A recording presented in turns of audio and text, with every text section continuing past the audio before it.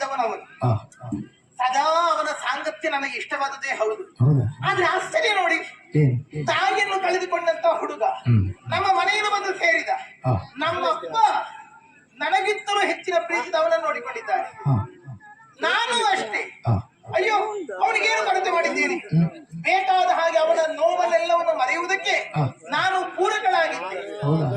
ಹೌದಪ್ಪ, ಅವನ ಜೊತೆ ವಿಹರಿಸುವುದಾಗಲಿ, ಅವನ ಜೊತೆ ಮಾತುಕತೆಯಲ್ಲಾಗಲಿ, ಅಥವಾ ಕಥೆಗಳನ್ನು ಹೇಳುವುದರಲ್ಲಾಗಲಿ, ವಿನೋದಗಳನ್ನು ಮಾಡುವುದರಲ್ಲಾಗಲಿ, ಈ ಮದನಾಂಗಿ ಯಾವುದರಲ್ಲಿ ಹಿಂದೆ ಬಿದ್ದವಳಲ್ಲ, ಅಥವಾ ಒಂದಿಷ್ಟು ನಾಚಿಕೆಯನ್ನು ಪಟ್ಟುವುದಿಲ್ಲ.